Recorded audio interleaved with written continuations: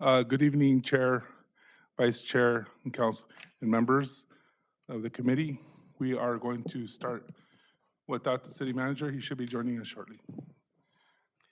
Thank you, Director.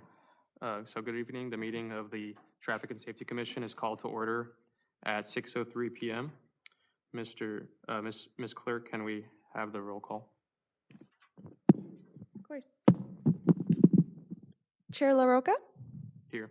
Vice Chair Baez, Here. Commissioner Knox, Here. Commissioner Romero. Present. Thank you. We have a quorum. Miss Clerk, do we have any speaker cards? We do not. Okay, our next order of business is the approval of the minutes. This matter is at the commission level for discussion or a motion. Are there any questions from my colleagues?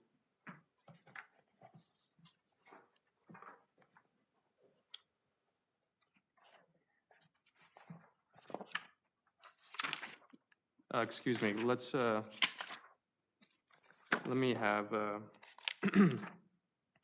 let me do the pledge, let's have a pledge of allegiance, please.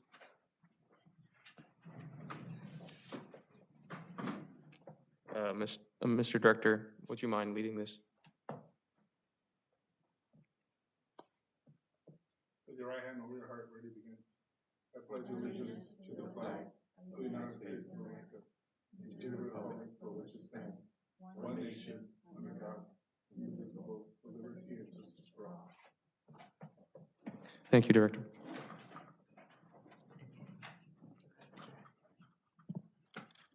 Okay, so now we'll go to corrections to the agenda. So, as I said, are there any questions from my colleagues regarding the agenda as presented, the meeting minutes as presented in the agenda? No questions for me. No questions also. I just have a quick correction to the agenda. With regards to my comment on the bike master plan, it says bike protector rails in downtown Montebello. Just a correction. I think that should say protected bike lanes.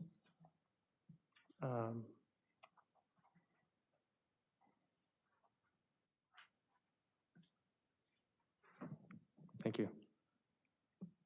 And I noticed earlier there was a typo somewhere, but if I can find that typo and present it to the city clerk at a later time at the end of this meeting. Other than that, do we have a motion to approve? I make a motion to approve the minutes as read. I second it. Thank you.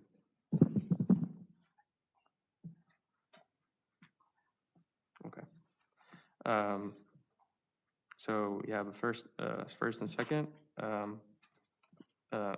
If you approve, please say aye. All ayes. Aye. Aye. Is that okay? Yeah. Thank you. So next, we'll ask if there's any presentations from city staff. Our chief of police did have a presentation. Unfortunately, he has been working on a concern regarding police matters, so I believe he will not be attending. So we'll most likely have to push back this presentation to our next meeting in April. Thank you, Director. So let's now, the next order of business is regular business items.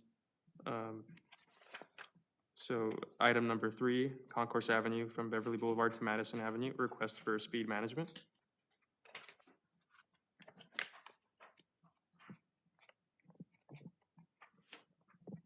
So Mr. Mike Begary, our traffic engineer, will give that the presentation on the agenda item.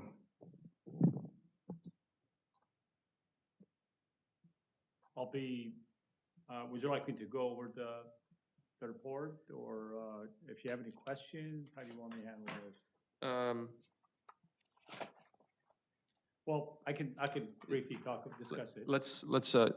Can you please give us what you recommend for the item, and then we can go forward with making a motion to approve or discussion. This is a stretch of Concourse from Beverly to Madison. consists of two blocks. One is a shorter block and the other, from, I gotta look at my notes, I'm sorry.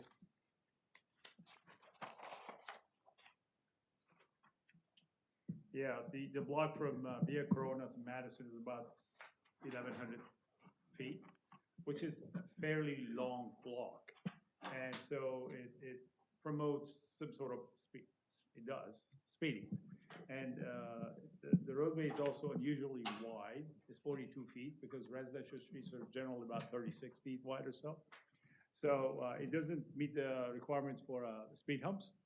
I also felt that putting an always stop sign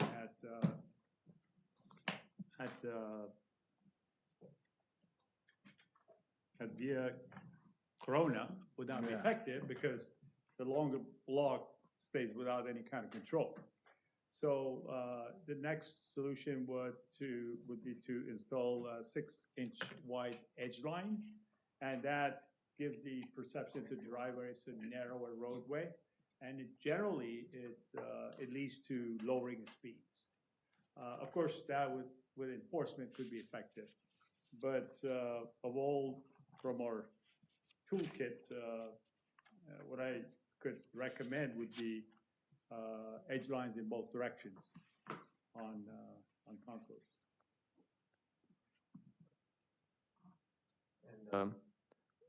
If we approve this item, what would be the action taken by city staff? We will install the 6-inch edge line Okay. in both directions. Appreciate it. So let's open it up to the floor for discussion. Do we have any concerns or feedback on this recommendation from this traffic engineer?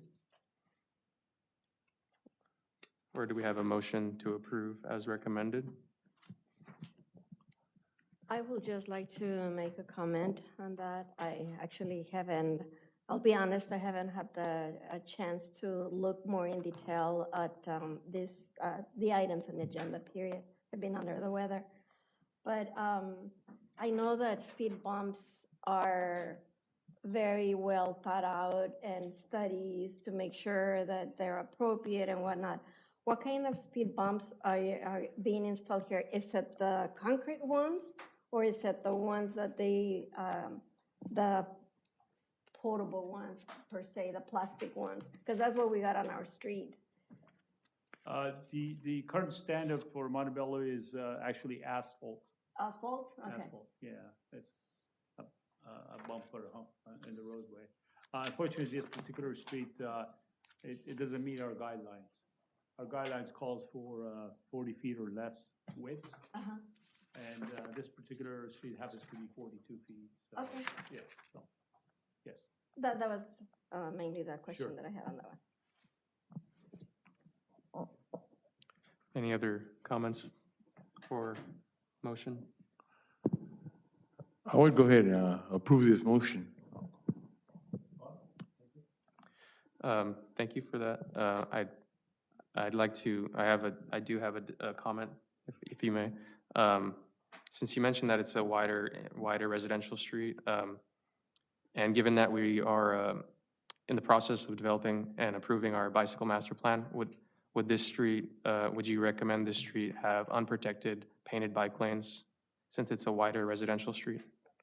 And would that be considered as a potential amendment to this project or this recommendation? My personal opinion is no, and I think it could be as a shared road.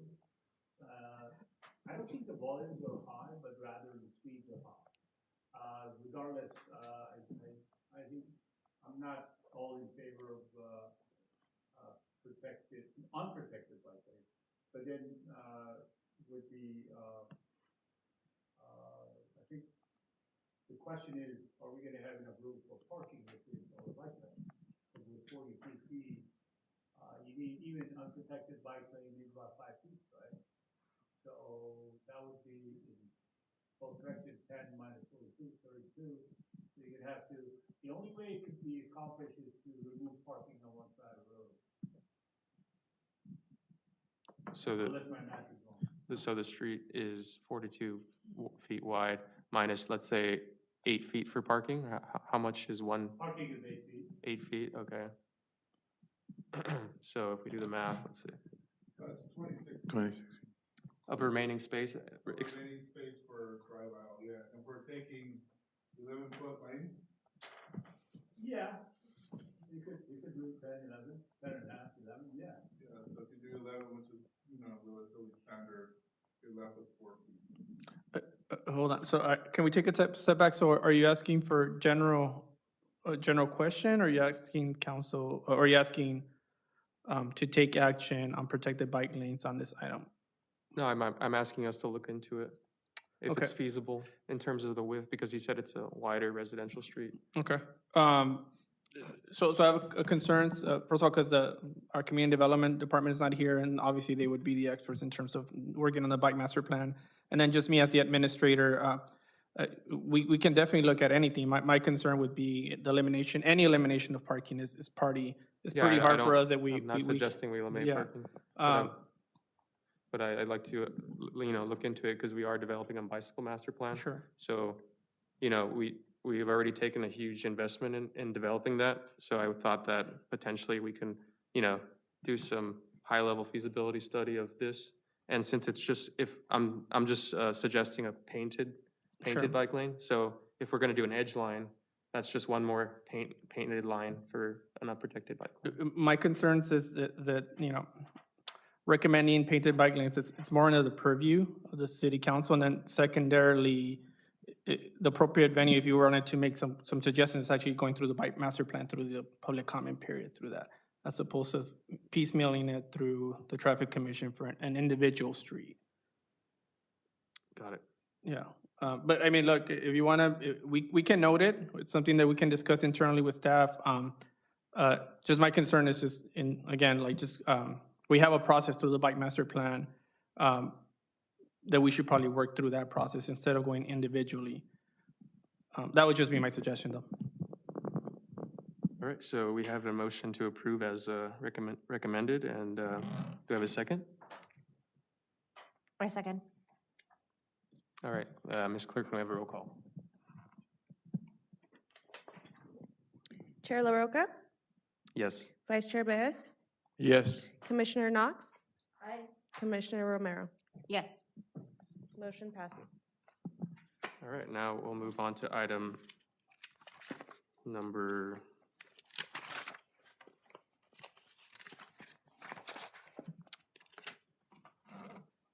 Thank you. Item number 4, Mines Avenue and Montebello Boulevard, request for installation of 15-minute short-term parking at Balcom Southside Market.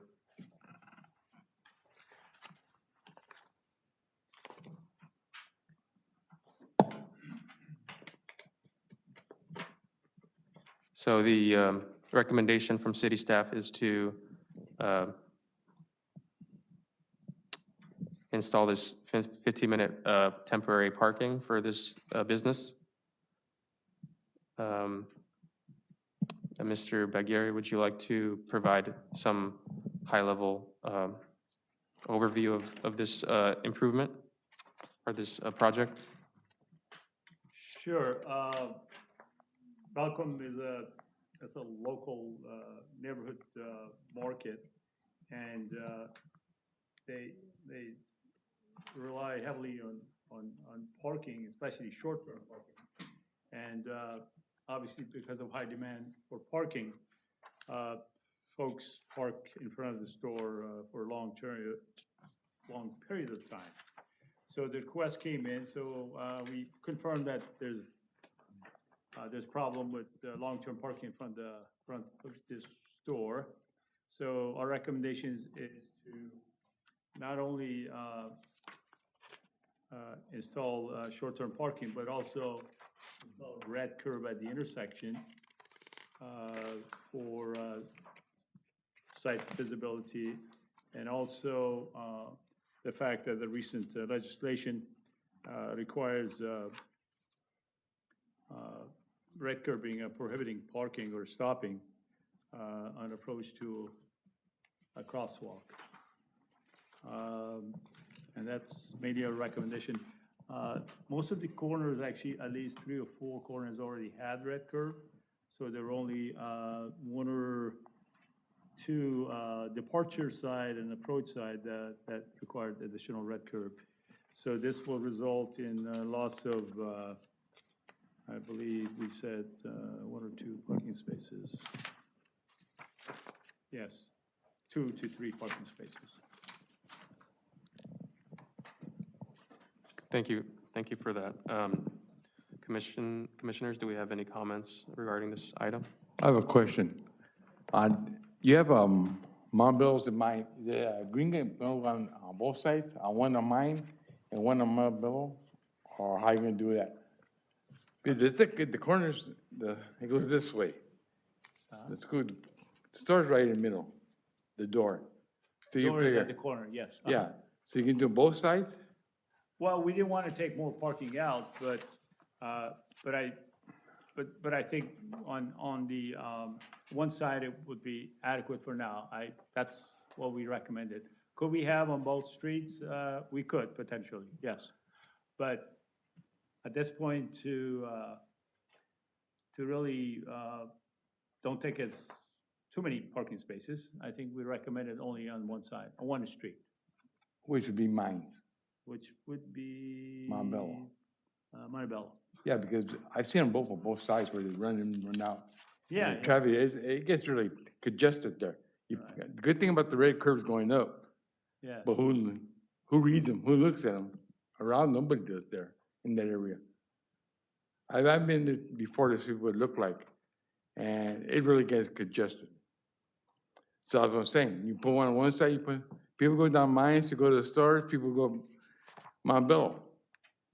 So if you have a little bit of space on both sides, maybe that'll help the problem, because the parking, no matter what, you're gonna parking. You put, two cars fit in the green space?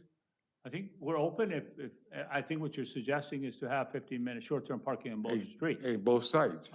We're open to that if the commission is interested in that. Yeah, sure. I mean, I agree with you. You know, you don't have to like make a right and turn around and make a U to get to that sort of Exactly. parking. Yes. Can I add a comment to that? Just for our understanding, does the market have any on-site parking? Because it doesn't include that in here, discussion. They do have some, I did actually, yeah, they do have a few parking spaces in the back. And I've noticed they use that mainly for loading and unloading, which is better than having that on the street. Yeah. Yeah. Got it, thank you. But yeah, And for this 15-minute parking, the concerns, you know, as city manager stated, he doesn't want to remove any on-street parking. On-street parking. So, you know, this is going to be negatively impacting these residents by this market. So is there any sort of time restriction we can set for this 15-minute parking? Can we set it between the business, like normal operating hours, and then having residents be able to park there in the evenings? certainly. We could time limit it. Yes. Yeah, I think the chair is right, and I would, and staff could chime in a little bit on that in terms of what like the standard is. You know, typically we do it like during business hours, right? 8 to 8 p.m. And then the signage would say, you know, not enforceable on Saturdays and Sundays after hours. And then technically, I think residents can park after that during those times, right? As long as it's marked clearly on green or no? Yes, sir, that's correct, Mr. City Manager. So I mean, we would install signage that delineates exactly how long they can park there.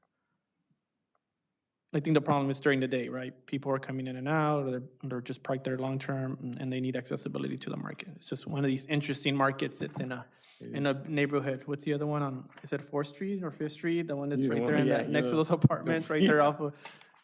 That was another one. They predate all of us, so Los like, we just Angeles live and- with it and we try to make Yeah. adjustments to it. Commissioners Romero and Knox, I have a comment. yeah, go ahead. Looking at the map, I can see that they have a few spaces in the back. Yes. And you mentioned that they use us for loading, right? Mainly, which is great. However, the loading, they can probably schedule it to have it in the morning. I know sometimes it's difficult to schedule loading. So I totally agree with the chair that if they put a time frame when they can park there for 15 minutes. Sure. So the residents, 'cause, one of the things that I hear a lot of complaints from residents is that we have very little parking in certain areas, and that creates a problem, too many apartments, too many people in one house, whatnot. So if that is taken away completely, it would create a bigger problem for residents in the area. But if there's 2 or 3 spaces reserved for 15 minutes, as the vice chair mentioned, maybe in 2 different areas, then I think that that would be a very good idea. And allow the residents to be able to park there after 7, 6 hours. I don't know what would be appropriate. Yeah, we certainly appreciate the fact that there's huge demand for parking in the city. We get that, we accept that.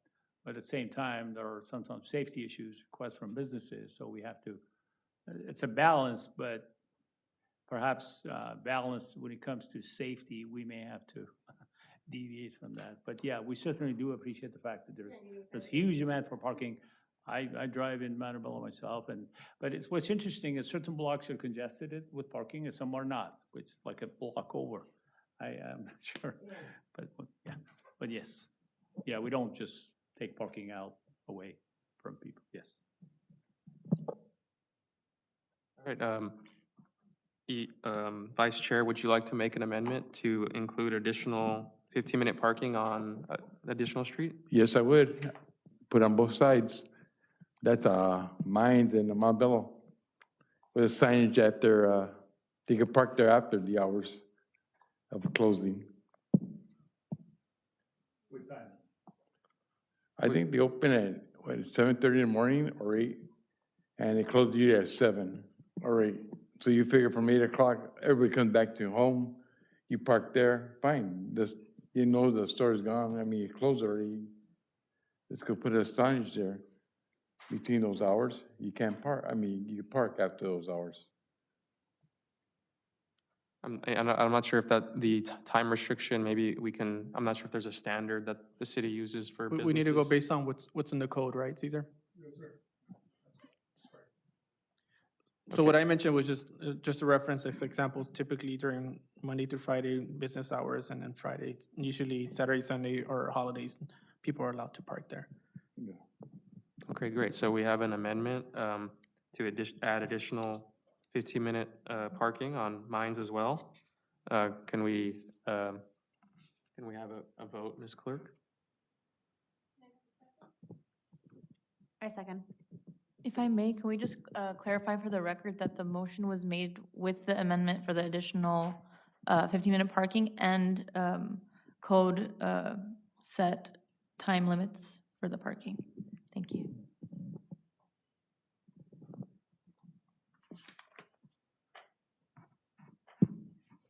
And I don't know if you want to capture that. I can't tell from this picture if there's actual signage there, Cesar. If not, I would recommend the commission also instruct staff to install signs if they're not there. I can't tell if they're there from now. I see the stop sign. I don't think there is. So Yeah, I because would, there is no 15-minute parking there at the moment, so. I would recommend that could the commission add that to the motion, installation of signage with time limits. Yeah, I mean, is there? Yeah, can we, would you like to make an amendment to your, to add that, the signage? Yes, I would, put the signage with the time limits also. The 15-minute parking and between the hours they are allowed to park there. Thank you, open Vice that. Chair. Do we have a second? I second. Right, now let's move to the vote. Chair LaRocca, Yes. Vice Chair Baez, Yes. Commissioner Knox, Yes. Commissioner Romero, Yes. item passes. Okay, the next item is item number 5, Via Costa and Via Altamira, request for installation of red curb.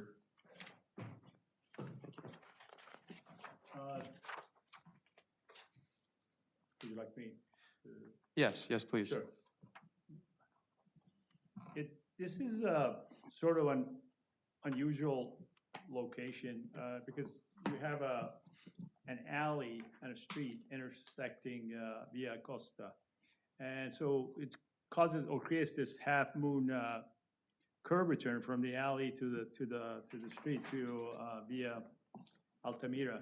And not only that, the crosswalk is kind of skewed. They're gonna try to avoid the tree at the corner. So, and it happens to be on a safer route to school for kids. So when the request came in, I went there at least 2 or 3 times. Every time I went to the Z restaurant down there. And frankly, what I came up with would be to red curve the entire half moon for several reasons. Of course, site visibility, school kids crossing, and let's not forget that the Via Costa and Altamira is also has a legal crossing on both sides of the street. So in other words, I could legally cross Via Costa on both sides. And again, back to the legislation 413, I think that would require additional red curve. So, well, it actually doesn't say additional red curve, but it says you can't park there. I hate treating it like a fire hydrant. You can't park at the fire hydrant with or without red curve. It's just code. And so I think that's the way the legislation is written. So based on that, I mainly recommended the red curve in the attachment number 3. Again, and on the approach to Via Costa from again, Altamira, I think what we also have to remember that when we install red curb, if the gap between the red curb and the existing driveway is less than 20 or 18 or so, we would like to red curb it because you don't want the car to park and block the driveway. So that's why you see a longer red curb on the northbound approach to Via Costa south of the crosswalk. Thank you. Do we have any questions or comments regarding this? Yes, I was looking at the red curbs that are being suggested or recommended in front of the resident. It looks like a residence, right? Yes, at the corner, yes. Do the residents get notified if the city is planning on a red of the red curb? Are they notified? Do they have an opportunity to say how they feel or otherwise? I'm just thinking as a resident, if and I totally understand the reasons why you guys are recommending the red curbs. I'm just thinking also of the residents, if they have an opportunity to be to be in advance notified that that's going to happen, only because sometimes you lose parking in front of your house, and I don't know how that may impact them or not. We can certainly notify them in advance that we are planning to install red curb. And my experience is that nobody's happy when we remove parking in front of their homes. Exactly. It's a given. But if the item gets approved, we'll certainly notify the homeowner at the corner for sure. We give them a timeline, maybe 2 weeks or 3 weeks before installation of the red curb. We could do that. Will they have an opportunity after their if we approve it, it's a done deal, or if the resident has some objection, is there an opportunity for them to appeal the decision? I think that's what this commission is about, for them to Okay. come in and basically appeal it and raise their concerns. Okay. I believe that's the. So I don't, Cesar, if you have any, so look, so this is, I think, the 3rd meeting of the traffic commission that we've had. So, and as we talked about it before, this was in place many years ago. It was dormant for a few years. So I think one of the things that we're trying to do, to an extent, kind of, we have the process, we know what your decision-making authority is, staff needs to do their part, but there's little things that we need to figure out. I would recommend, because the commissioner is absolutely right, that maybe consider tabling this item and allow us to properly notice the residents, allow them the opportunity to actually invite them, we'll notice them, they come back, they'll give us their perspective. so you can hear themselves, right? I mean, they're generally going to be impacted by this directly. And I would also suggest like just tabling for a couple of things that I don't know, the commission wants to consider. The yellow curb striping is pretty old. I would recommend probably consider restriping that as an additional item. But yeah, I mean, it's a commission's decision, but you might want to give the opportunity for the residents to kind of voice their concerns in terms of the elimination of parking. Well, Mr. City Manager, that's a fantastic idea. We will bring this into the specific residents that live within close proximity. Commissioner, we have noted that's a good suggestion, especially when there's a loss of red curb. So as we're working on kind of trying to provide you with the most information, I've spoken to Mike and Rita about, doing our jobs and from an engineering standpoint, but the idea here is when we're giving recommendations, of course, you as the body could say yes, no, or we disapprove. And so obviously, when we go to discuss this with our residents, many times they're going to say no. Understanding that we have, engineering judgment on our end where we can actually make certain decisions. At the same time, the state's coming down on the city requiring us to paint the curb red as close to the crosswalk. And in reality, if we wanted to do this correctly, we would actually end up removing that tree from that location. So then, we not only get the residents that love their no red curb, but they also have the residents that love their trees, right? So it's kind of a double-edged sword.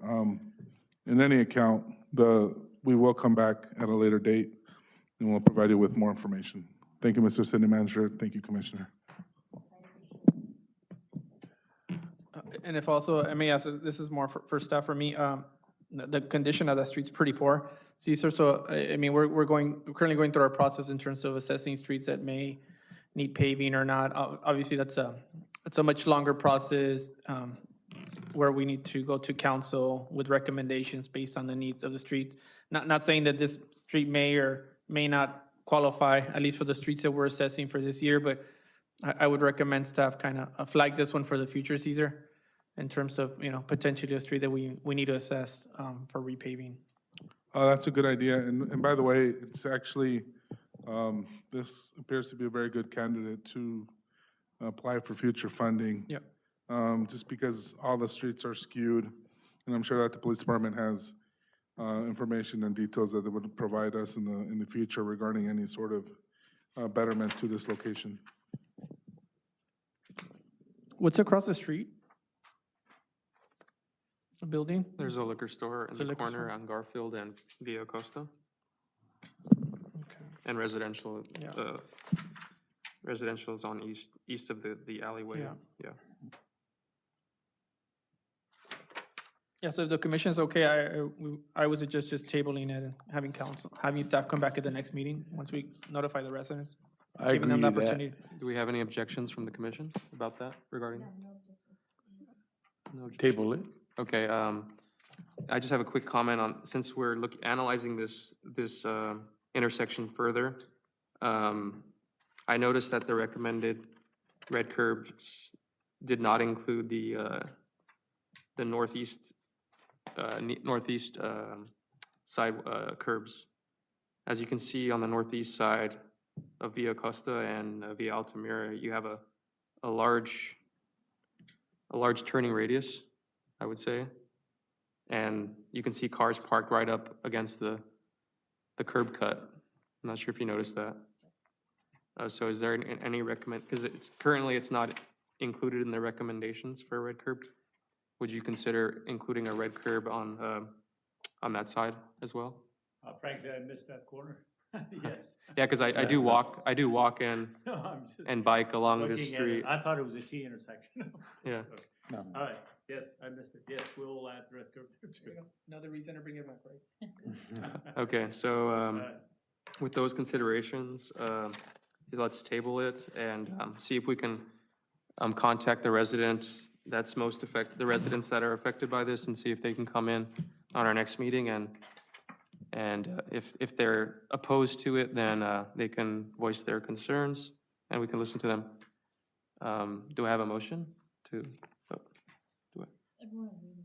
Okay, we'll table it, thank you.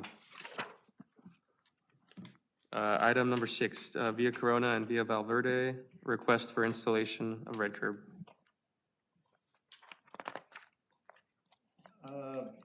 Yeah, this intersection is a typical intersection in Montebello.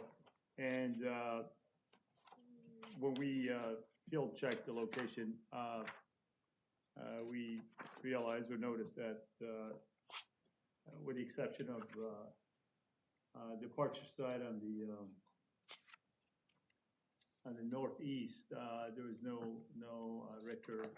And maybe this recommendation would be a typical intersection red curve. And generally would be about 20 to 25 feet of red curve on the approach and about 10 to 15 feet on the departure side of the intersection. And again, partially this is because of, well, not only for safety, but also due to AB 413. And I think we said it will result in loss of 3 parking spaces. I just like to make a quick question or comment. So regarding AB 413, which is the, you know, the daylighting to save lives bill that was approved, that was signed by the governor in last year.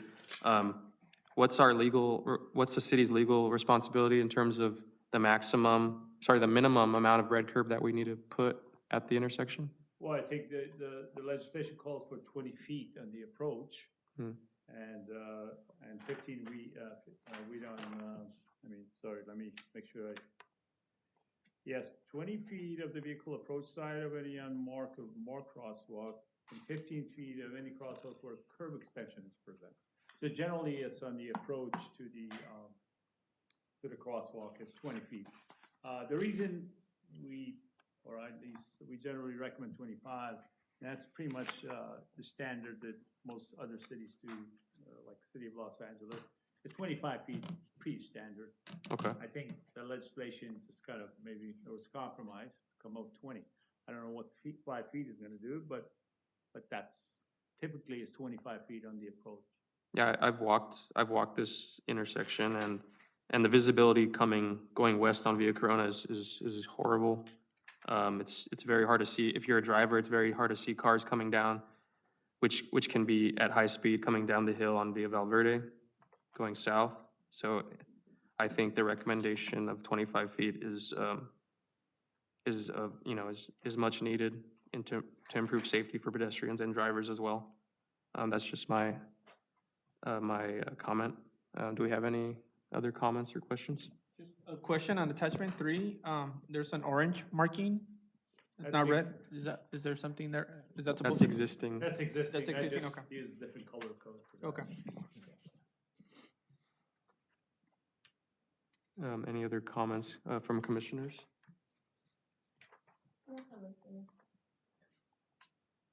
No comments.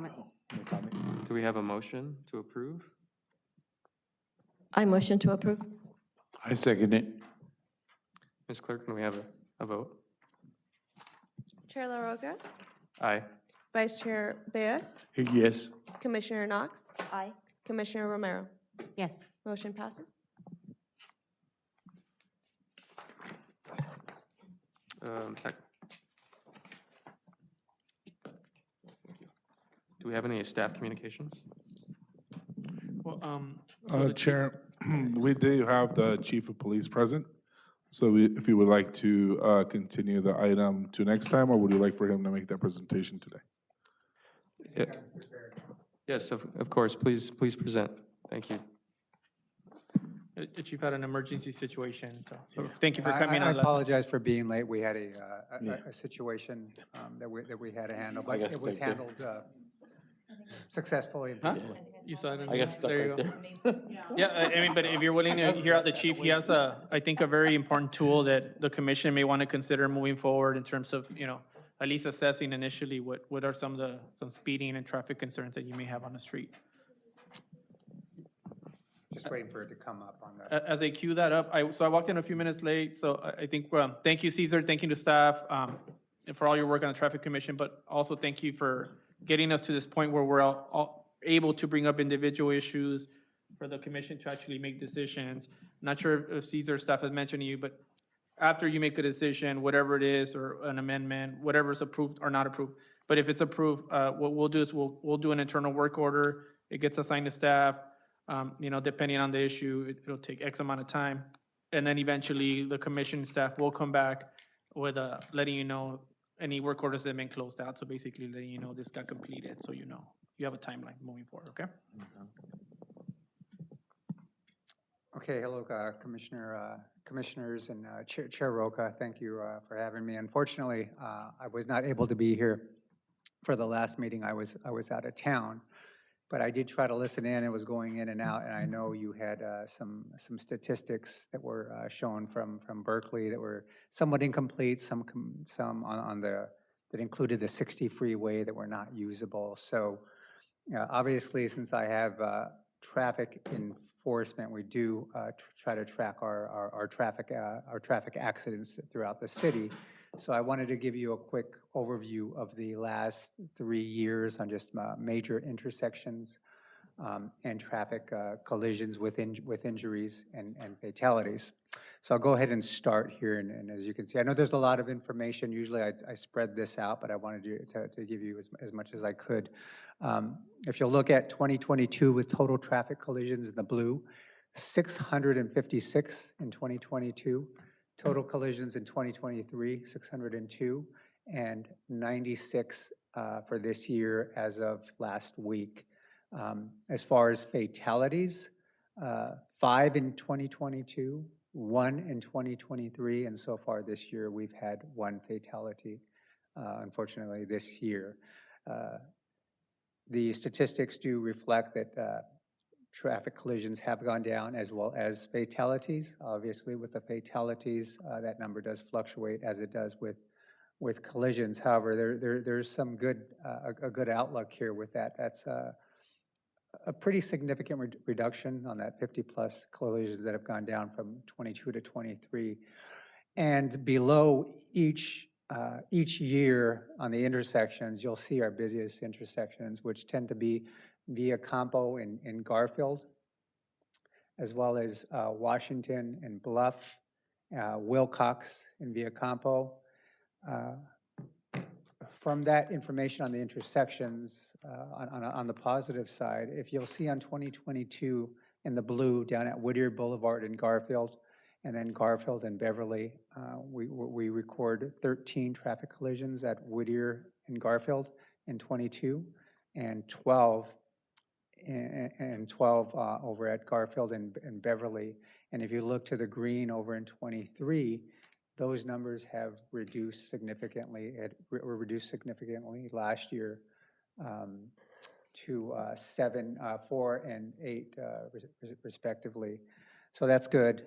Some of that is as a result of complaints because of those collisions, right? So we provide additional enforcement. I'm not sure. I'd have to check with Public Works to see if anything was done as far as environmental design and what Public Works had done on those intersections, but that's positive there. So that gives you an idea of collisions and fatalities. Now on this slide, traffic collision fatalities, from 2019 till now, we've had a total of 16 fatalities where it says DR number, location involved, primary collision factor, and hit and run. The DR number are the, you see that column of DR numbers, it's the year, right? So in 19, you see the one that we had there, Beverly and Hendricks, motorcycle versus vehicle, failure to yield because of speed. So you can look on down the line every year for the intersection, what was involved, vehicle versus pedestrian, via motorcycle versus vehicle, vehicle versus, or solo vehicle. And then if you look again to the right, primary collision factor, I'll tell you what it was. So on that first one across the top over at Beverly and Hendricks in 2019, the primary collision factor was vehicle failing to yield and speed. And generally on that failing to yield, it's yielding to traffic. A lot of times it's making the left-hand turn as one major cause. People try to rush it before somebody gets there or go on the red. So you'll see that quite a lot. If you go to the right on those columns on primary collision factors, starting with DUI, over the years, since 2019, 3 of these fatal collisions involved driving under the influence. 4 involved pedestrian on the roadway. 3 involved failure to yield because of speed. 2, motorcycle speed. As far as improper turn, 2 fatals were involved with improper turn.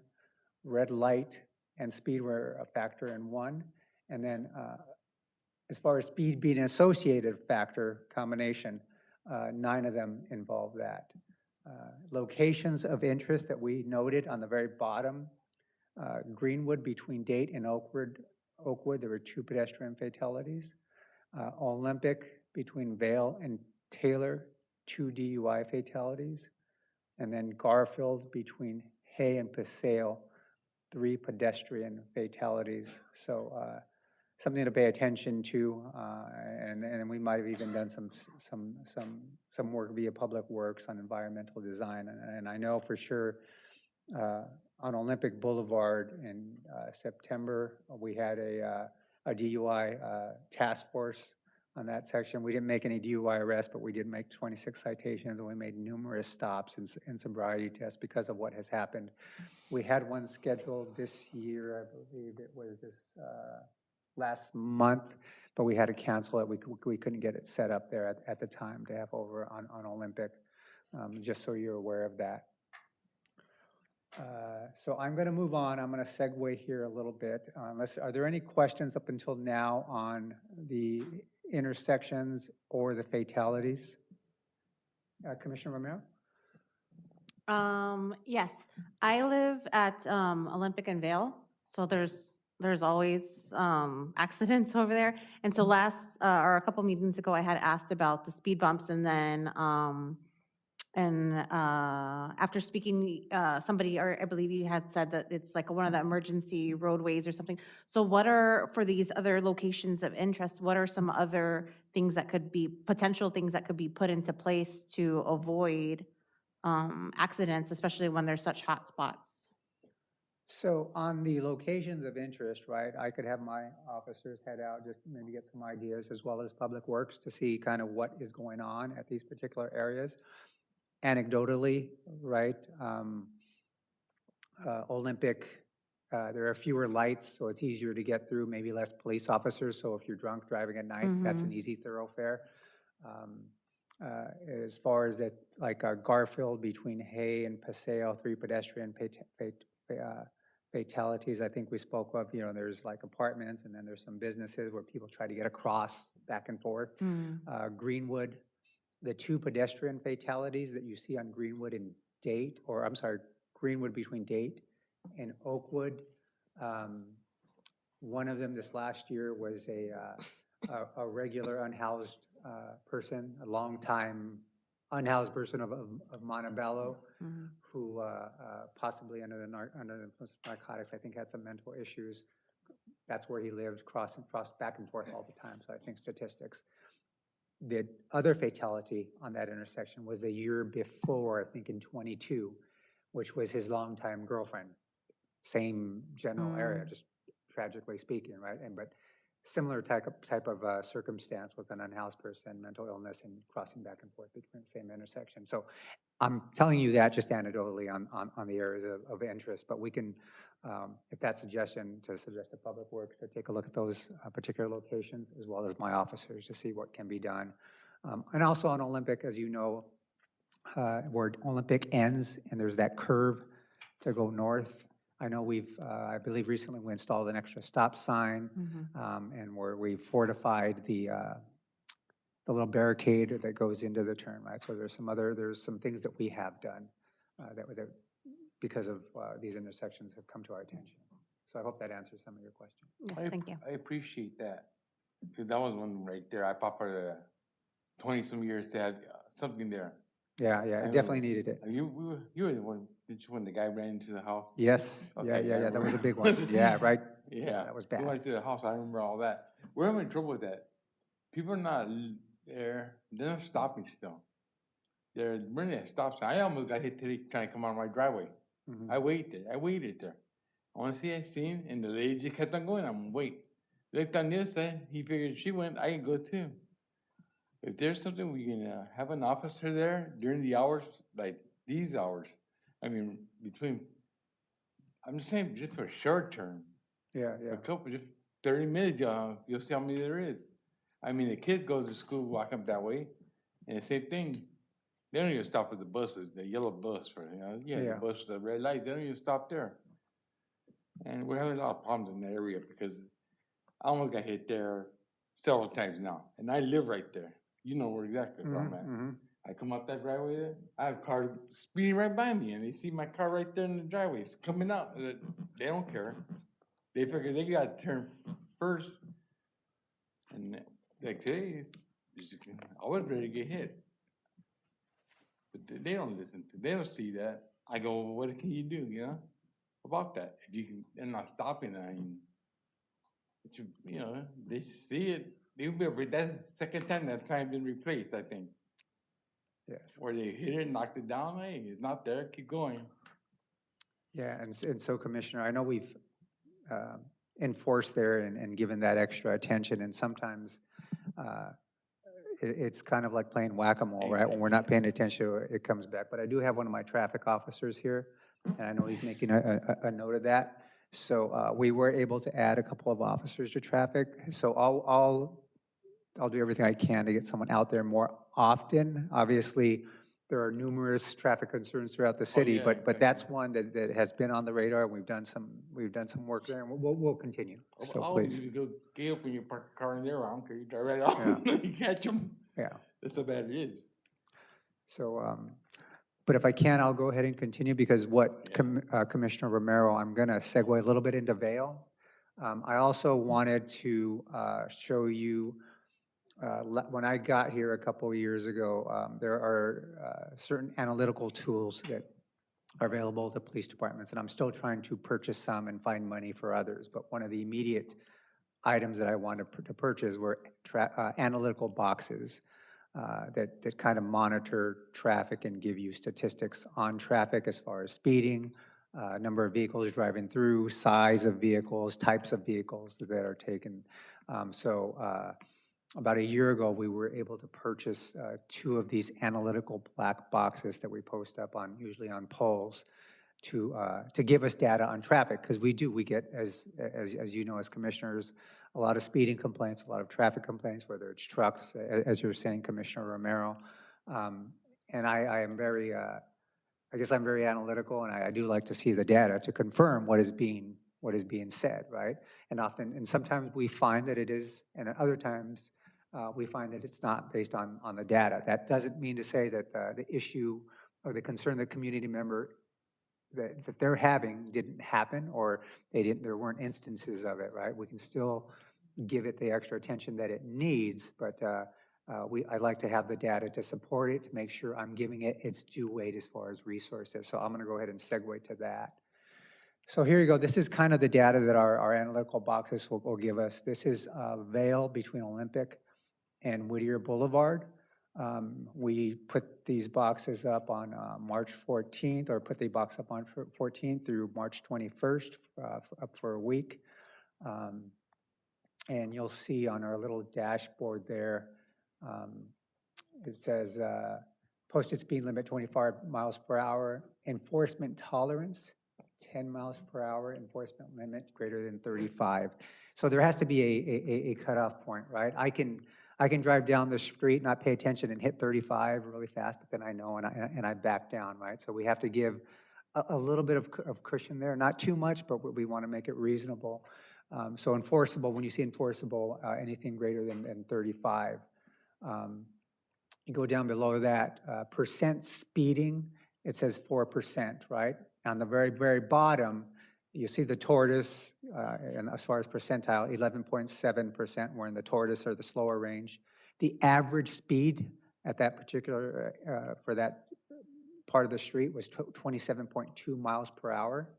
And then on the 99th percentile with the hair, it was 38.4.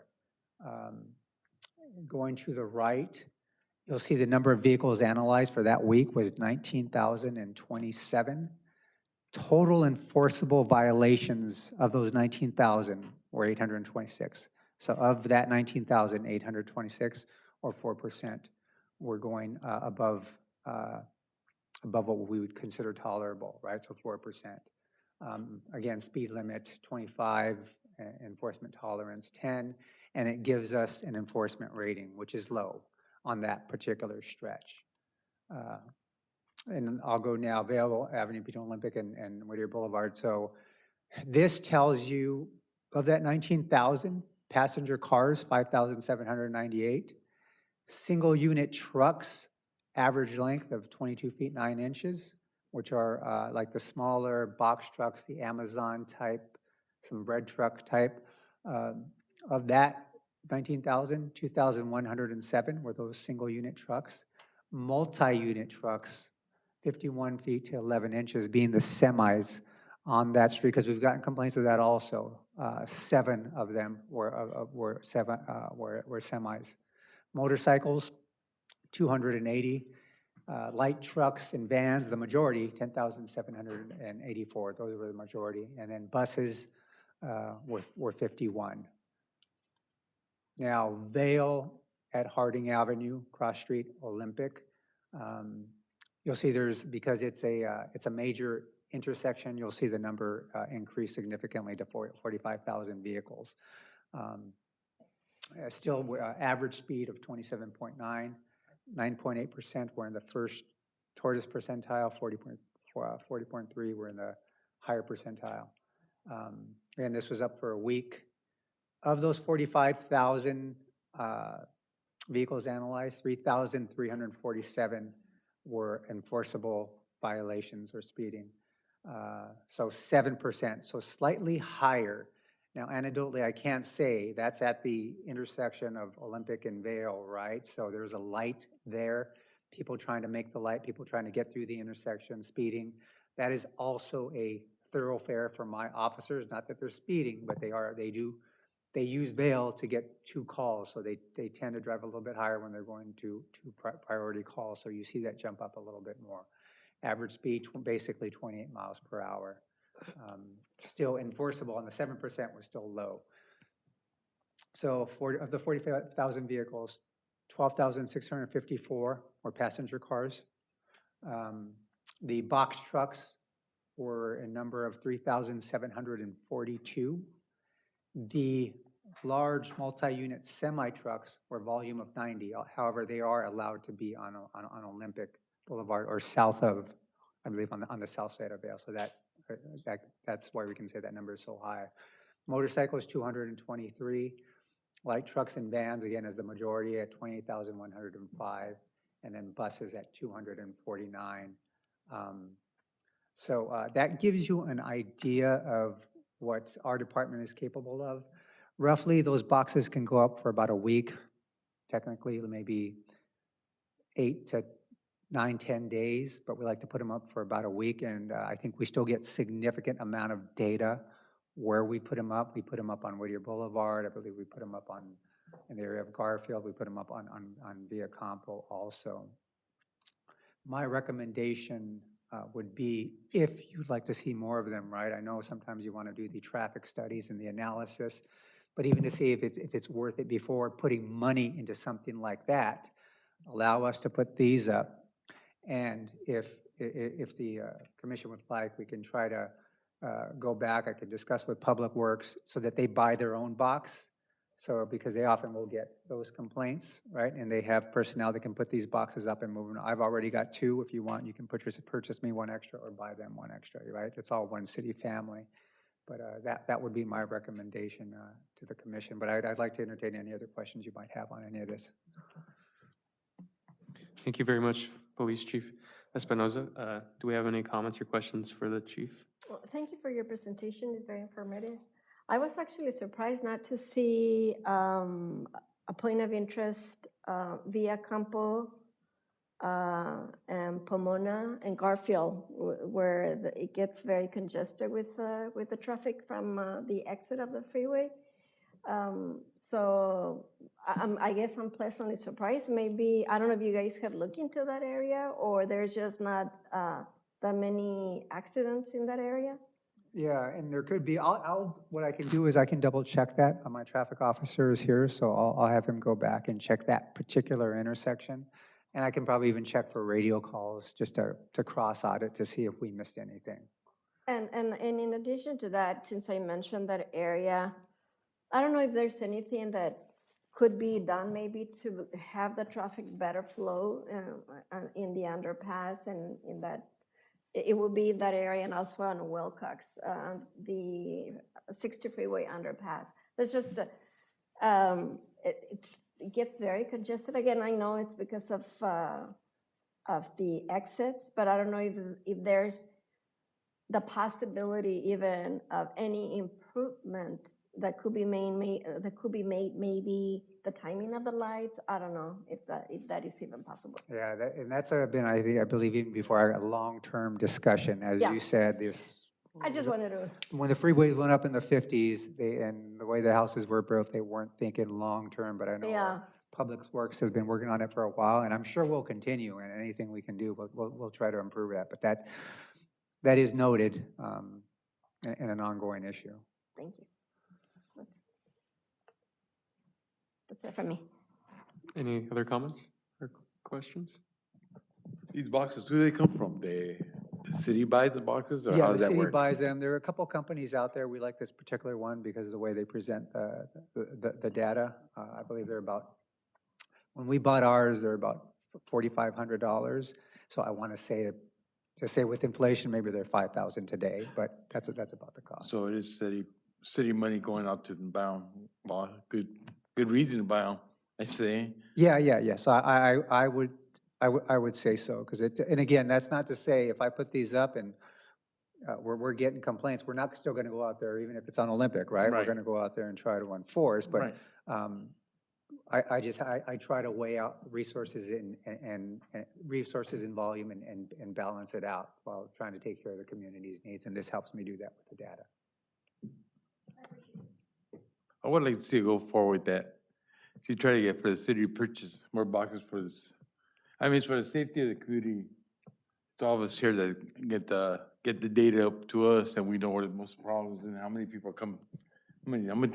How much traffic this street has, really. So I'd like to go ahead and approve that. The boxes? Yes.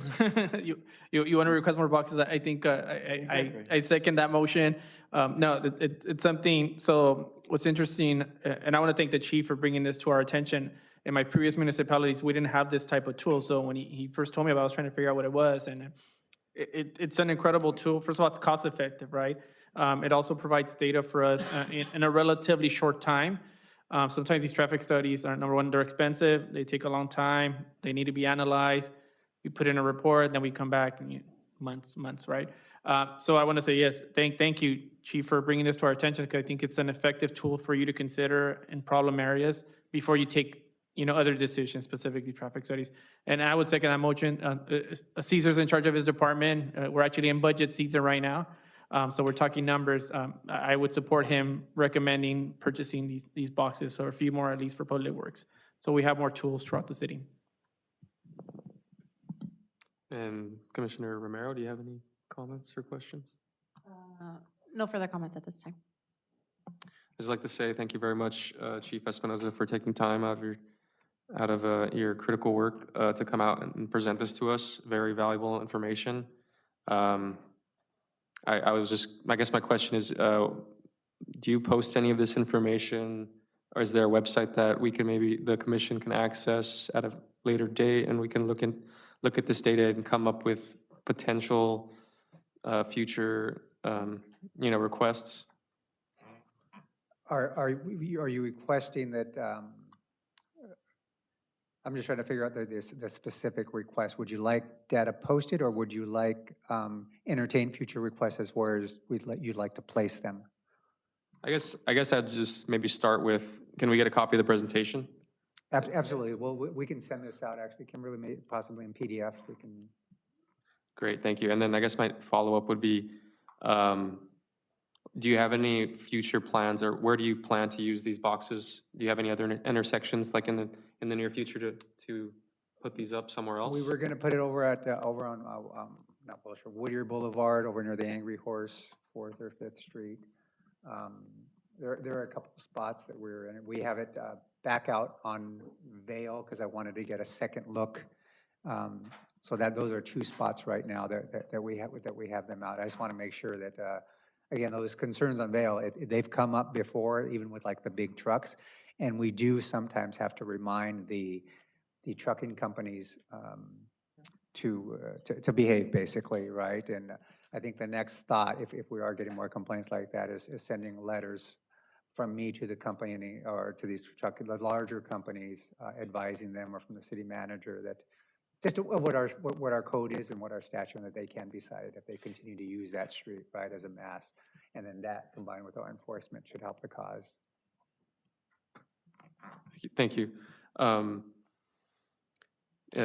Because I think we do have some pending traffic studies that the city council approved last year, and I think Raul is looking into it, but I think those boxes would help a lot with those traffic studies that are pending, especially on at Lincoln and Wilcox, where we've had some issues with pedestrian and driver conflicts.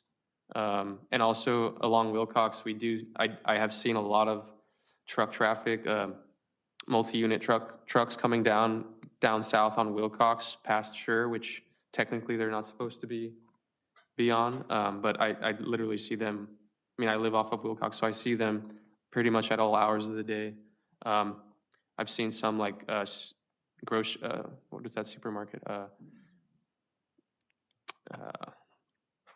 The supermarket on the Wilcox and the Acampo, right?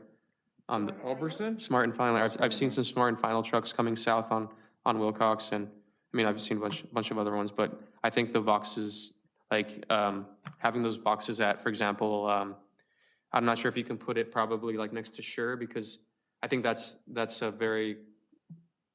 a dangerous situation when you have large trucks like that coming down south, where a lot of students are coming out of school and going to the bus stop or walking home along Wilcox. I think that is definitely needed to study how many of these trucks are coming. And if there's any way the city manager can communicate with the navigation companies, because I know that there's a way to basically, cancel out certain routes so trucks can't navigate through Waze or the other platforms. I think maybe we can submit an official request from the city saying that, this is our no truck routes in the city, and Wilcox is one of them, and whatever other ones we have. And so we can make it official in terms of the mapping systems. Yeah, I wasn't aware that we do that, but yeah, I think if we can, let's go ahead and try to contact those companies to let them know. Yeah, obviously they use side streets and, it bottlenecks a lot of stuff. Yeah. But also, as the chief mentioned, if you can make official requests with the larger companies, that would be great too. So coming at it from two directions would be great.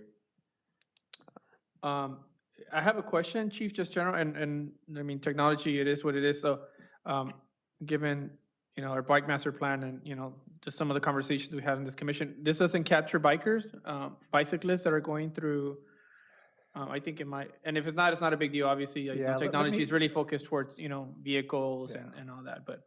I'll try to follow up with the company to see if we can gather data on bicycles But if if not- possible, and depending on the technology. The technology is always evolving. Yeah, But yeah, I'll look into that. but if not, it is what it is, I know. Sometimes it takes time for things to catch up, right? That's a great addition. Thank you, city manager. And then my last question would be, in terms of the boxes themselves, do they use cameras to detect these, or how do they detect these vehicles? I'm not sure exactly if it's more like a radar type system, right, where it's picking up the size, length, and distance, right? So I'm not 100% sure on how they're capturing them. Okay, great. I was just curious for my own knowledge. Appreciate it. That's all the questions I have. Thank you, commissioners. Now we'll move on to our commission orals. It looks like we don't have any on the agenda. Is it okay if we open it up to? Well, We could go by, if you prefer, we could do it roll call style. So Kimberly, if you could call each commissioner, and if you have an oral, you can go ahead. yes, Ms. Clerk, please give a roll call for these orals. Of course. Commissioner Romero? Yes, I just had a question regarding the, I don't know what they're called, the mini motorcycle bikes? Like, what is because I see them all around town, like, driving all around, and they're really dangerous. And I know there's been a couple fatalities, I think, with like high school age, children. I'm not sure specifically Montebello, but they are, I mean, they're all over the city. And I don't know if they get, cited for driving around, or what's the enforcement, regarding the mini bikes, because they're all over, and it's, I mean, it's pretty dangerous. I was driving and I didn't see one the other day, and it was in the evening. I mean, they don't have lights on them, they're wearing dark colors, and I just think it's becoming more, they're becoming more popular, throughout the city, and I just feel like it's becoming an is. increasing problem as they're becoming more popular, they're easy to make, and that's just my question, what's to be done about them? Officer Ariola, do you want to come up? So, yeah, that's been one of our top concerns in the city lately, is the pocket biker, which is called. We have done numerous stops. We actually, once these vehicles are pretty much are not registered throughout the state of California, so they have no plate, which makes them legal to use on a public roadway. Right. So what officers are doing, and the traffic unit is also educating our officers, because our officers are only pretty much trained to the basic vehicle code violations. They're not really structured to go more in depth. So what we do is we educate them, and we've actually been stopping numerous of these bikes, and they get impounded. So the thing is, because the vehicle is not registered to the state of California, the vehicle is subject to be impounded. The moment it gets impounded, we treat the bike, just like any car that gets impounded by a licensed driver, or any vehicle that we store throughout the city, the registered owner has to come to the police department and show proof that they're the registered owner. In this case, these bikes are not registered, so we're unable to release this pocket bike. Thus, we're unable to release these bikes. So in reality, these pocket bikes are being seized. And once they reach the amount of time at the tow yard, the tow yard pretty much takes ownership of the bikes, and they scrap it out. So little by little, it might not seem like it's being done so much times, but these bikes are so popular that they're just, and these are handmade, these are pretty much bought at Harbor Freight. They buy the motor, they make them, so they're just, we take two and 5 pop up, and Yeah. we take more. But yeah, number one, that's been our theme. We cite obviously the motorists for several vehicle code violations, such as driving a vehicle unregistered. Mostly these people don't have a helmet. They're underage. So we are on it. Only one issue that we do interact with this is 9 out of 10. The moment any police officer tries to stop these bikes, they fail to yield, and they're on the go. When where we as officers wait pretty much what is it? We're gonna catch this guy, or he could potentially crash as he's trying to flee from us. That we kind of overweight and say, hey, it's not worth it. It's not worth putting, the department, the city, this person's safety, other motorists in the roadway, pedestrians. So we pretty much at that time, and we're in a police car, they could skip, go into between the cars. So now I'd say they win. And I say win because they get away at that moment. It might not happen the second time, but at that moment, we have to kind of just overweight the result. Potentially hurt. They could get hurt in the moment of us trying to that's our only fall to this issue, but believe us that we do have a bunch of, information through our records department that show how many pocket bites we've been taking, weekly, monthly, and yearly. Okay, all right, thank you, I appreciate that. No problem. Yeah, so Officer Adiola gave a good recap on kind of where we're at, and we're definitely aware that is a growing problem, and we're doing all we can. And as he mentioned, that balance test of life and safety versus the pocket bike, right? So we weigh that, but yes, thank you for bringing that up, and we'll continue to work on it. Okay, thank you, I appreciate it.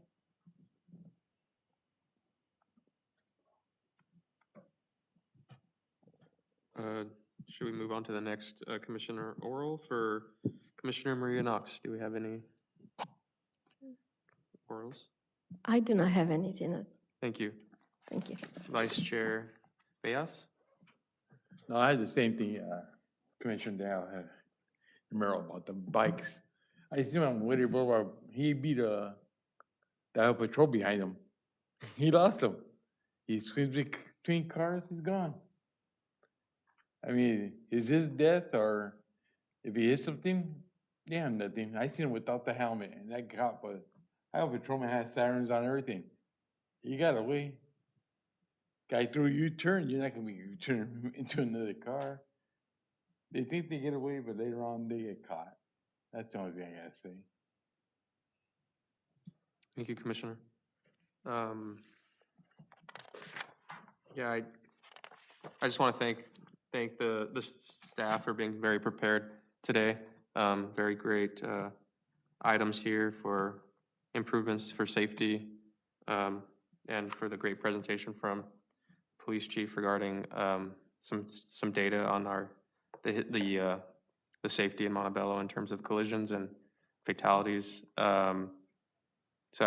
So based on the data, it's our city needs a lot of work in terms of education, but also infrastructure to make these collisions less frequent. And I think we have great staff that are working on some great solutions to improve our streets. So hopefully we get the budget this year to make some improvements and see those numbers decline. So thank you everyone. And I'd like to adjourn. So can I get a motion to adjourn the Traffic and Safety Commission at 7:20? A motion to adjourn. Thank you. And we have a second from Vice Chair. Can we adjourn, or do we need a roll call? Adjourn. No, you don't need a roll call. Adjourn. Thank you.